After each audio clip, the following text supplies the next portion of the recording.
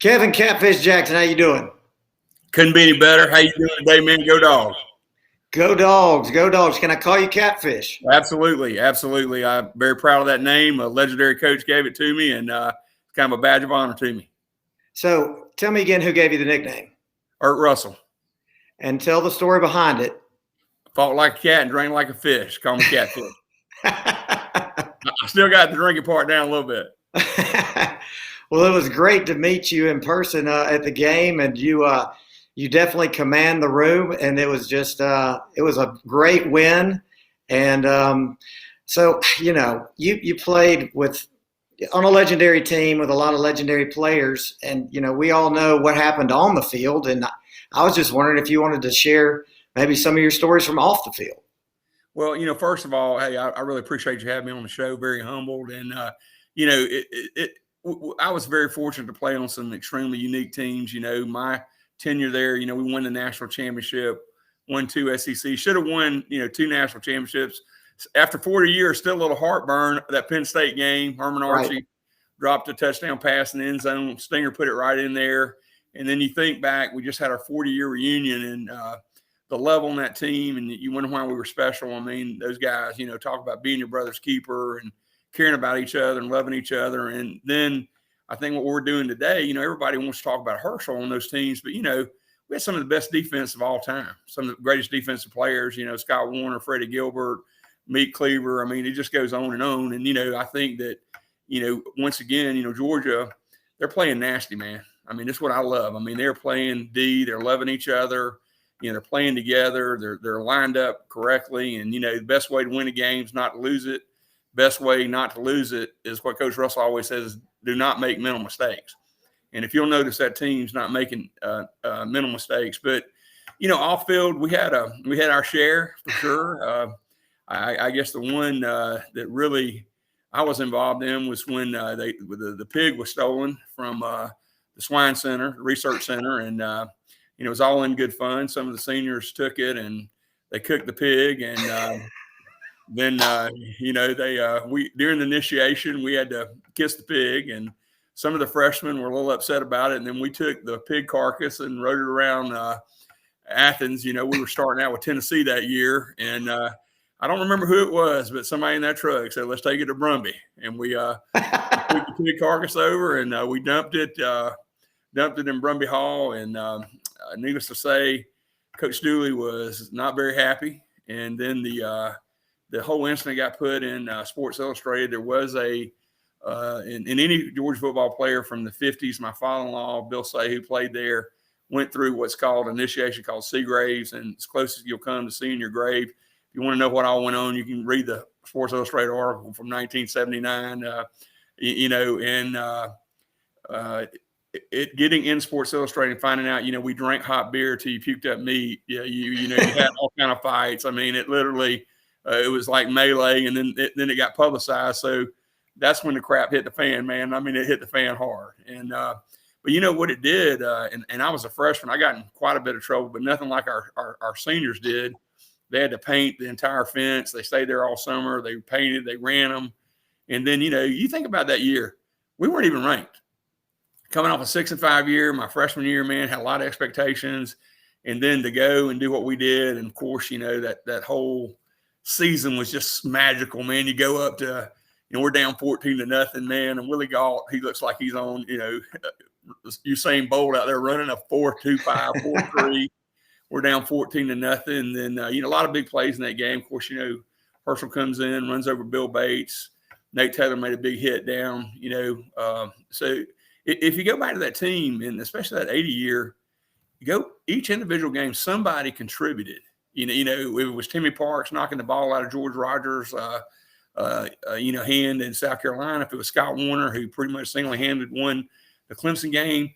Lindsey and Nat Hudson, you go down to the Florida game. I mean, think about it. I'm over there, man, we're not going to the national championship. All the whole team's in tears. We worked so hard to get there, and all of a sudden, Lindsey makes the run. We take it in, and then, that run and that play to this day will always be. Just think about our entire team. We're thinking you're down, and the key to that, what people don't realize, that's where you talk about team. Nat Hudson made a key block. That Ballou was able to throw the ball. Lindsey, and of course, he just turned it up, and then you go to Notre Dame, and Coach Russell had scouted them really well, and they had a low kicker, that kicked it low. Terry Hogue, who hadn't played all year, comes in, blocks a kick that Coach Russell put the scheme in. Bob Kelly and Steve Kelly that recover a ball, on the 1 or 2 yard line, and then go in for the win. And then we felt like we were going to win it 2 more years in a row. We had good defenses, everybody coming back, and it goes to show you how hard it is to actually win another one. I never thought we would be here 41 years later, and I'm wearing my ring again. Where's that camera on this thing? I started wearing it again because, honestly, it's like the players we talked about at our reunion. Until they take it away from us, we're still the team. Right. That 81 team, and I don't want to say that, but it just is so hard to get there. Coach Rick, God bless his soul, how many years he tried, he's getting there. And then even now, we were right there against Bama. But I know our program, man, look here, with our coach, our leadership, what the Georgia people have done. Matt, have you seen the new facilities we have at the University of Georgia? The new what? The facilities. I have only seen them from a distance. I haven't been in them. Man, let me tell you something. What Kirby and what the president of the university and what everyone has done, the whole Georgia alumni base, man, in 5 years now, you got an indoor practice facility. You got a weight room. The weight room they had, I coached at a private school here in Savannah, and our weight room was actually better than the other one they had. Now it's state of the art, massive weight room. Everything is analytics, technology. I mean, there's nowhere in the country now I can say that has better facilities than we do. And everybody like, why is that so important? Well, it's important to win. Look at Alabama. The facilities they had, indoor practice facility years ago.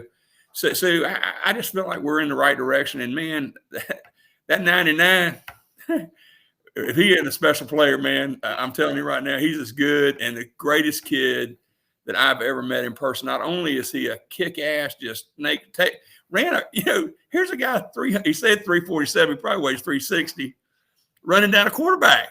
Yeah. So it's incredible. So I know I've talked a lot. I don't know if you have any questions. I'm very passionate about the Georgia and my team and, what we represent. So I know I've been rambling.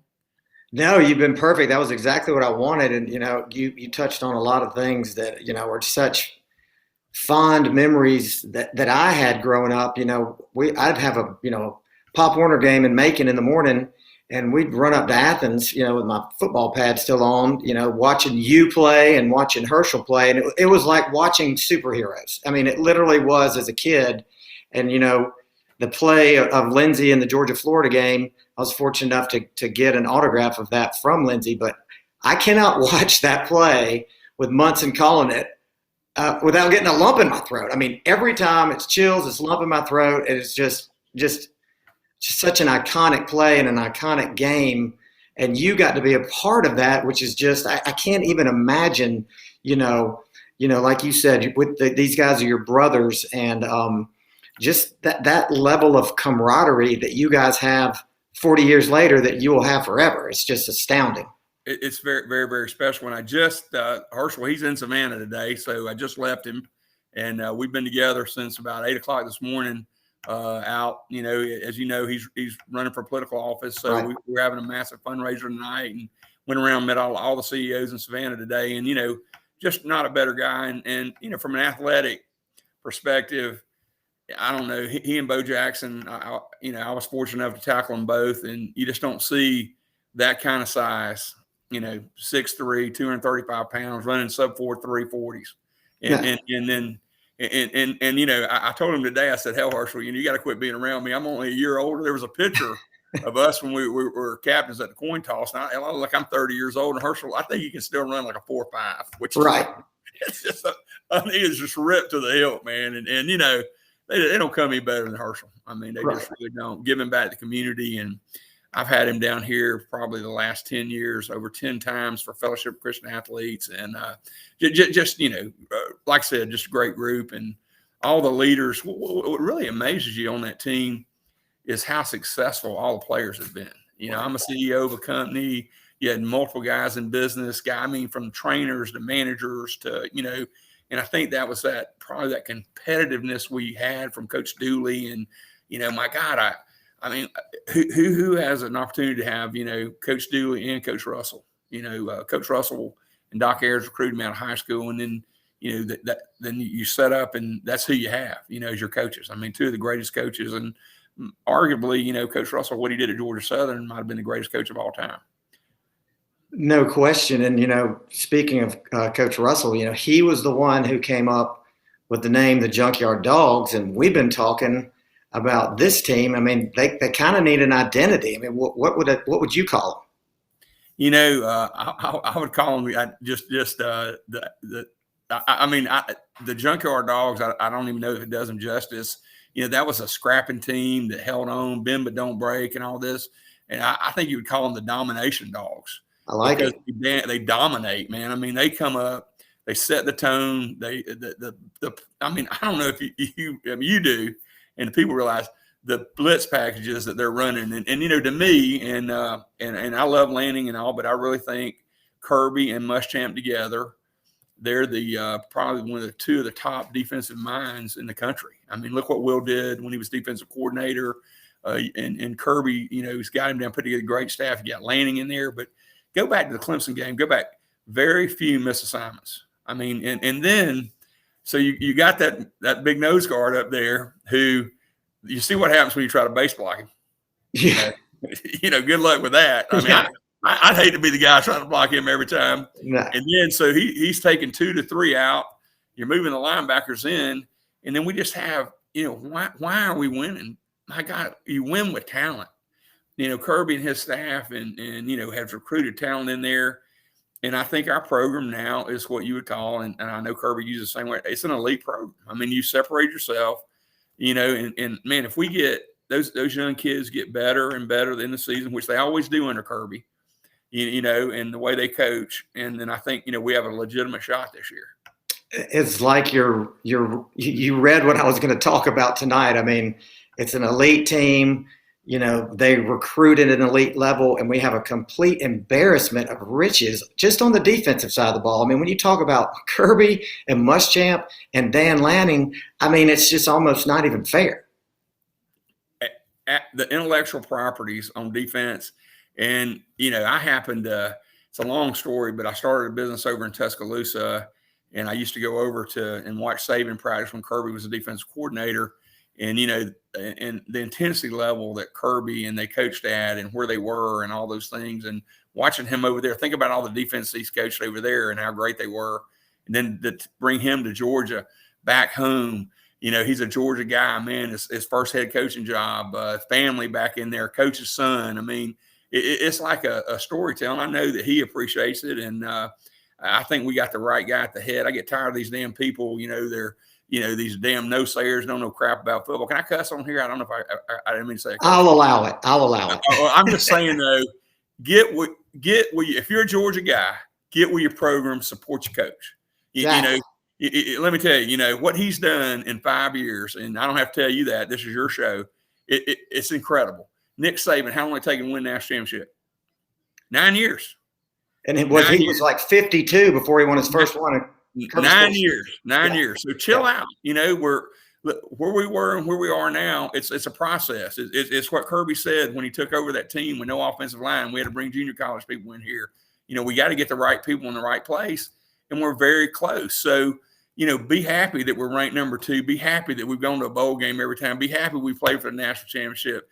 That's what I'm saying. I had somebody come up to me one time and say, man, what are we going to do about Kirby Smart? I said, what planet are you on, my man? Yeah. I mean, what do you mean what we're going to do about him? We're going to pay him more money. Yeah. Hopefully he stays and somebody doesn't take him from us. So I'm a smart guy, but I'm telling you what, I'm a Georgia guy, man. I'm going to pull for my team, come hell or high water, good, bad, anything. If my father-in-law, God rest his soul, and he was probably one of the greatest Georgia guys ever, Bill Say, played in the 50s for Wally Butts, ran a Wally Boy. He always said, either you're with your team or you're not, and I think that we're spoiled. I think our fan base has gotten spoiled, and their immediate gratification. Should have beat Alabama. Look, man, there's a lot of damn people can't beat Alabama. There's a reason over there that guy's like he is. I mean, look at the talent they have. We've had to recruit up to that talent. They've been recruiting that way for the last 15 years. So, that's right. now let's enjoy it and let's support our team. And, good things are going to happen, man. That offensive line is going to grow up. We're going to start establishing the run. Think if we had all the players that are hurt playing, Mad Dog.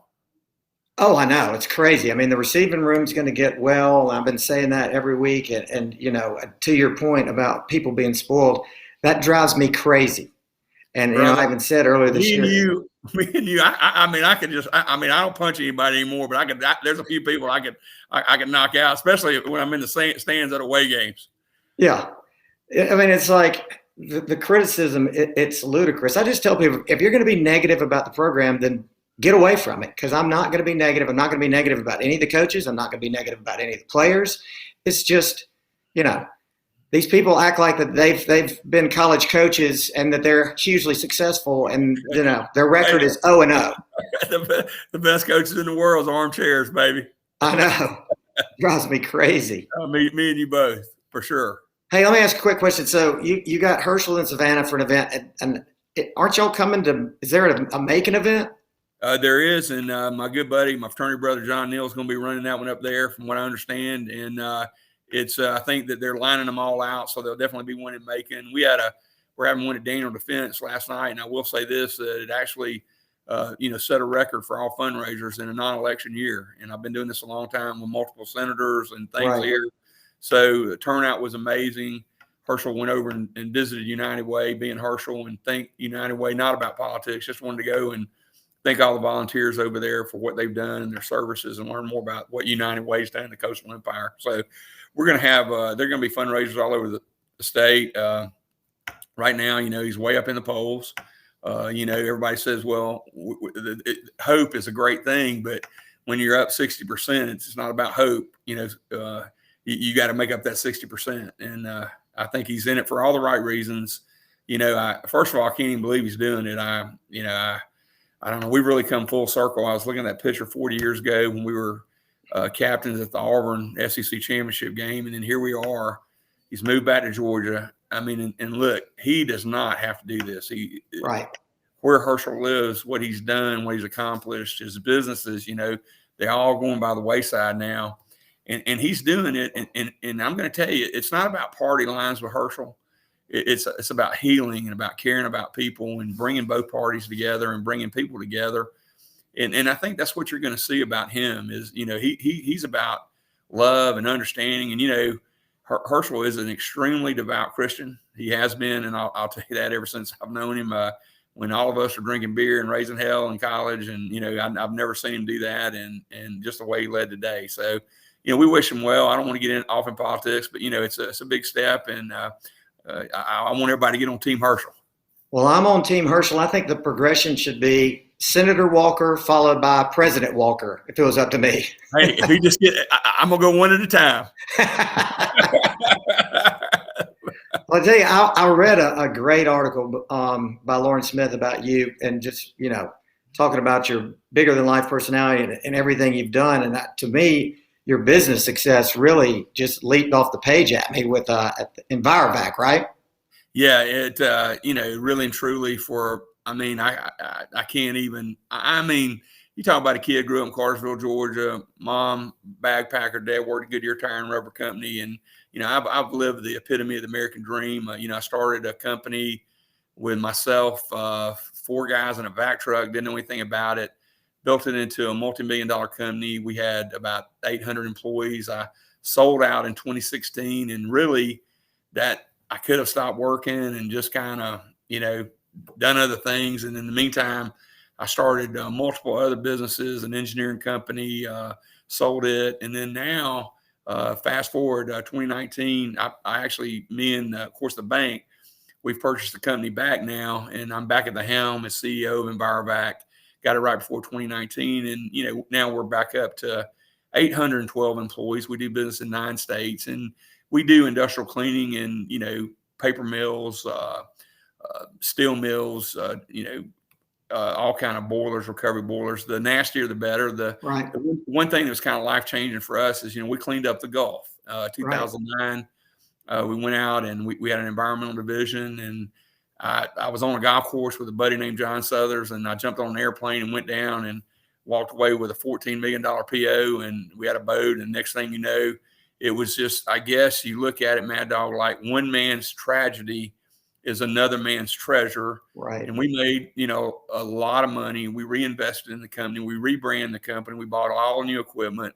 And then I was able to exit. And then now I'm back into it again. And, muscle cars, farms, hunting dogs, boats, planes. I've been blessed to have it all. And probably the one thing that I enjoy more than anything is when I was a kid, playing in between the hedges, I'd look up there and I see those suites up there, and I think, man, that those people up there at another level. And then, and it's an unbelievable story. And he wouldn't mind me telling it. We had a manager on the team, too, a guy named Tim Chapman. You look at Tim and you can look him up. And I got a picture of me shaving his head when he was 19 years old. And I was 19. We shaved everybody's head. I wish I hadn't done it. Now I don't have to shave it anymore. I don't have any hair.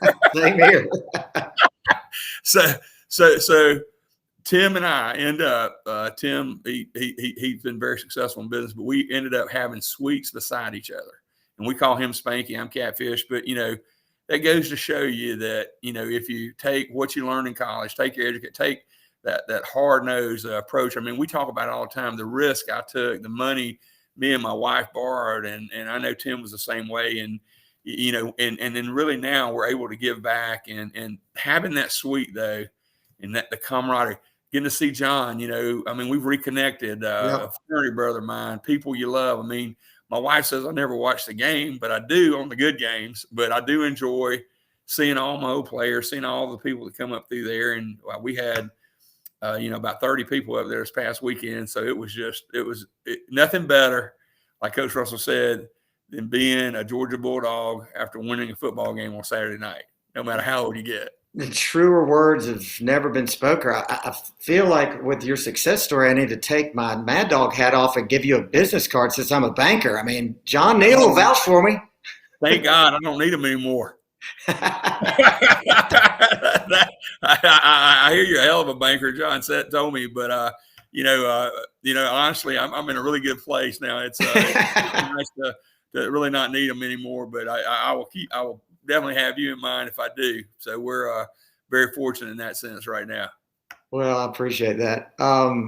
Is there anything else you'd like to share with us? We could go on forever. I could, but first of all, I appreciate you doing this. It's got to be great and getting there. I just think everybody needs to enjoy the moment, in life. And I've been very successful here. I was a president, a CEO, economic development chairman here in Savannah for 2 years. Brought in a lot of new industry. I was on Georgia Port Authority, which is the economic engine for the state. And what I believe in is processes, and that's what Coach Dooley taught me. So I took everything I learned on the field, hard work. You take all that stuff.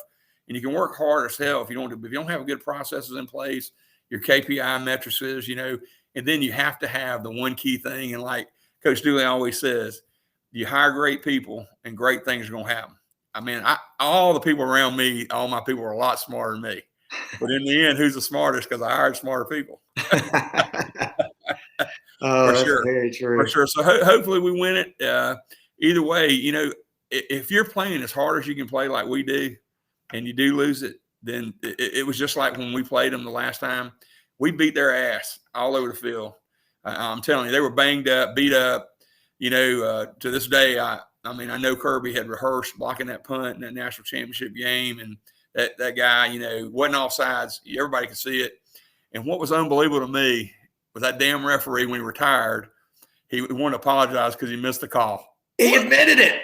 I know. Did that make those seniors feel any better or any of us? Hell no. We knew he missed it then. But so hopefully we get it right. And I think that in years down, and you're going to look back and maybe 10, 15 years from now, and, Kirby's going to have multiple national championships. And you show me a coach with that much energy, I don't know where they are. I'm going to tell you, get around the guy. He never sleeps. He loves Georgia, and he's always – I think his motto is just continuous improvement. always trying to get better, just like we're doing in business, like you do in your bank. Like I tell my employees every single day, we want to improve. So I really appreciate it. I think Arkansas is coming up. It's going to be a big test. Pittman's got them. I'm going to tell you, those boys are playing tough in Arkansas. I mean, and I love Texas. Get your ass some of the SEC, baby. Come on down. Hey. And Oklahoma, get ready, because we play big boy football in the SEC. And that's the bottom line. You look at what we do and where we are. So if you're going to talk about football, then you got to name it SEC. That's in my opinion. There's no question. And speaking of that, we go to a team this week that shouldn't be in the SEC, in Vandy, a team that not only didn't play us last year, they postponed one time and then they canceled. But what made it critically terrible was the fact that they took senior day away from those seniors. And I got to believe that Kirby remembers that. And Derek Mason's not there anymore. And he liked Derek, and I think he gave him some professional courtesy, and he'd take his foot off the gas a little bit. But I think we're going to break the scoreboard. And you and I would love for that to happen. I mean, I would, there's nothing more. And I'm with you, man. I was broken. I couldn't believe it. Came up with that crap about COVID, had the female kicker, the team walked off. There was so much controversy over there. It was unbelievable. And then, though, to knowing you're going to get your ass kicked anyway, because but to me, if I'm the president of Vanderbilt, he's a genius, or the chancellor over there, because he's sharing all that money. He's in the SEC. He's getting it. Hey, they couldn't beat my high school team, but I'm telling you, they're in the league, and and I think we'll beat them, but I don't think Kirby is about that anymore. I think that when you start doing that, getting players hurt, it's like he took the gas way off South Carolina. Man, look here. Hey, he could have poured it to him, and he didn't. And I think that you go to Vanderbilt and don't underestimate him, but you get out of there. And the key there is just not getting anyone hurt and moving on to the next game and keeping the team healthy. Well, you make a great point, because there's other teams out there that will run the score up because they want the headlines. But Kirby, being smart, he says, I don't want to do that because that leads to unnecessary injuries. That's exactly right. And I agree 110%. So, and I mean, he's just class act all the way around. You can tell, man, I love Kirby Smart, his family. I gave him his dog. He's got a dog named Bess, and I actually gave it to Mary Beth, his wonderful wife, and it's actually, so this is kind of cool when you check all this out. So I have, anybody that's hunting with me know I have some prize hunting dogs. I have Elvis, and then I have Ert Russell, who is off of Elvis, and then Ert Russell had these unbelievable, his brothers and sisters were some of the best hunting dogs I ever had. So I gave a dog to some really good friends of mine, Parker and Kelly Grow, who are good friends with the Smarts. That dog's name was Libby.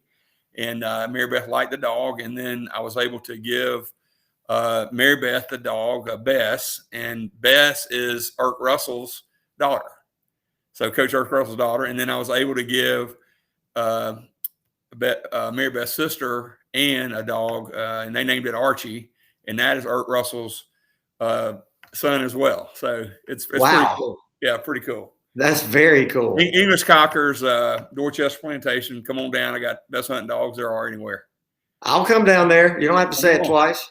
Come on. Come up to Macon for that Herschel event. I will definitely be there. I'm going to make a lot of them with him, and that'll probably be one I get to for sure. Awesome. I can't wait to see you again. Me too, brother. Hey, keep it up, man. Appreciate you having me on. Oh, man, anytime. Love to have you come back. Go Dogs. Go Dogs, man. Let's do it, baby. We're going to do it. We're on a Gold Medal run. You got it. Have a good one.